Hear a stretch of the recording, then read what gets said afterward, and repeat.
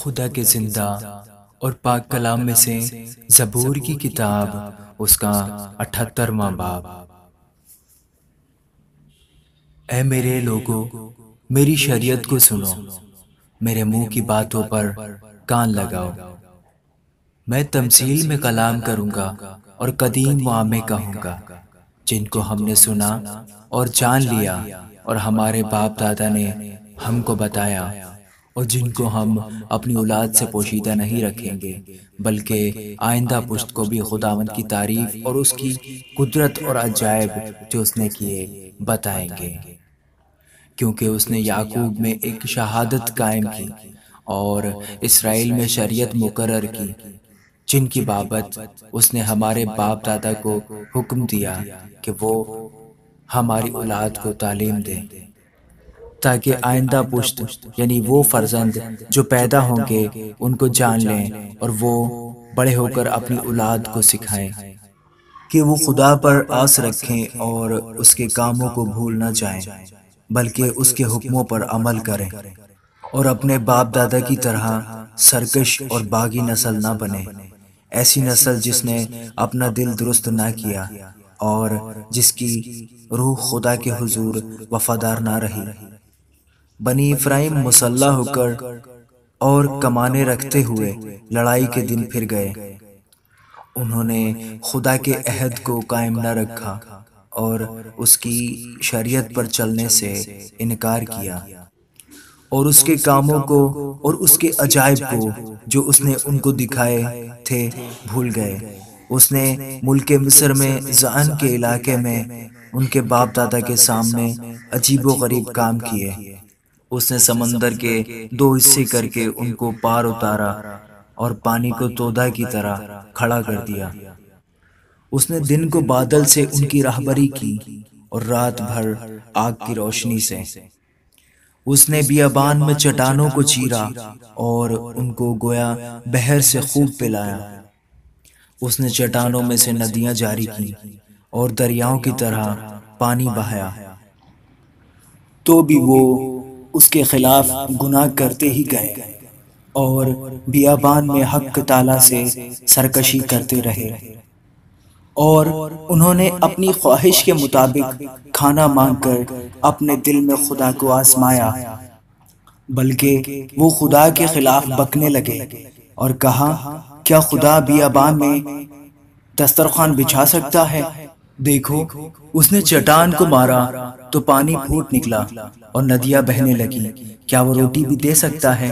کیا وہ اپنے لوگوں کے لیے گوشت مہیا کر دے گا؟ بس خداوند سن کر غضبناک ہوا اور یعقوب کے خلاف آگ بھڑک اٹھی اور اسرائیل پر قہر ٹوٹ پڑا، اس لیے کہ وہ خدا پر ایمان نہ لائے اور اس کی نجات پر بھروسہ نہ کیا۔ تو بھی اس نے افلاک کو حکم دیا اور آسمان کے دروازے کھولے اور کھانے کے لیے ان پر من برسایا اور ان کو آسمانی خوراک بخشی۔ انسان نے فرشتوں کی غذا کھائی، اس نے کھانا بیچ کر ان کو آسودہ کیا۔ اس نے آسمان میں پروا چلائی اور اپنی قدرت سے دکھنا بہائی۔ اس نے ان پر گوشت کو خاک کی مانند برسایا اور پرندوں کو سمندر کی ریت کی مانند، جن کو اس نے ان کی خیمہ گاہ میں ان کے مسکنوں کے آس پاس گرایا۔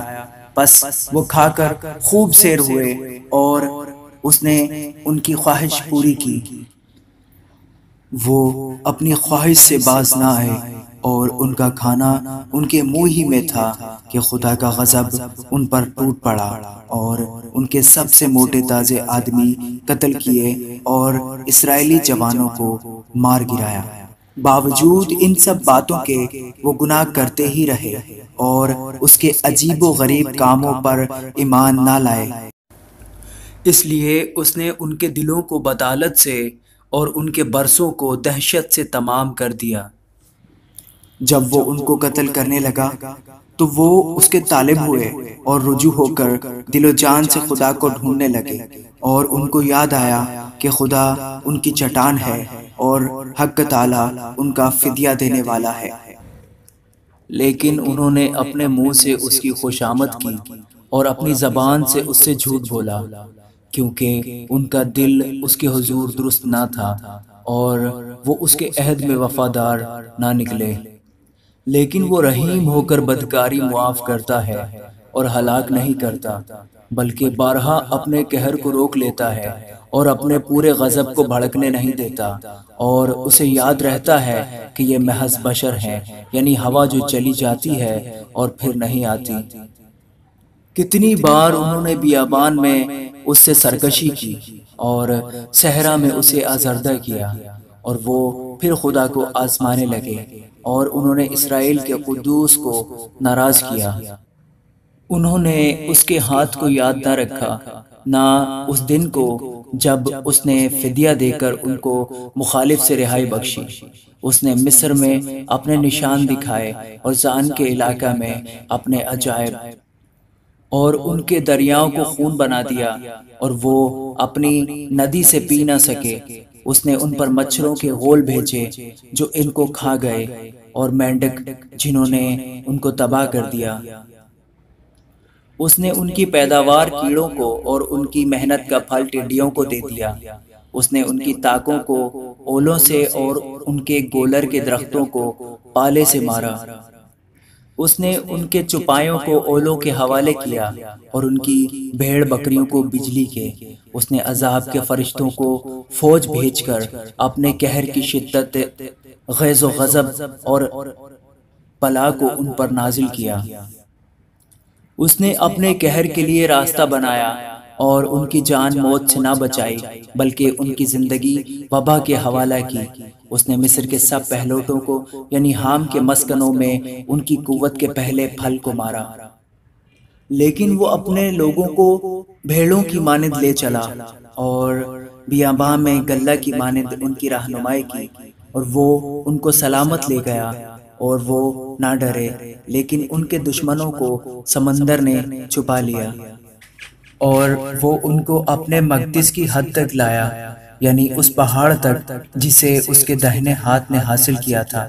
اس نے قوموں کو ان کے سامنے سے نکال دیا، جن کی میراث جریب ڈال کر ان کو بانٹ دی، اور جن کے خیموں میں اسرائیل کے قبیلوں کو بسایا۔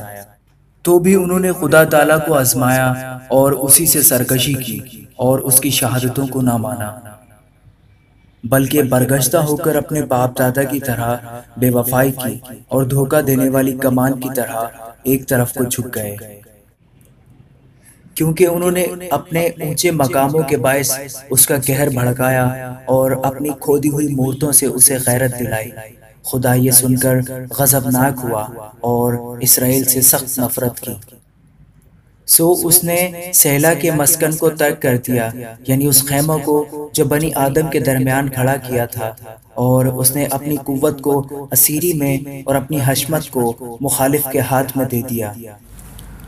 اس نے اپنے لوگوں کو تلوار کے حوالے کر دیا اور اپنی میراث سے غضبناک ہو گیا۔ آگ ان کے جوانوں کو کھا گئی اور ان کی کنواریوں کے سہاگ نہ گائے گئے۔ ان کے کاہن تلوار سے مارے گئے اور ان کی بیواؤں نے نوحہ کیا۔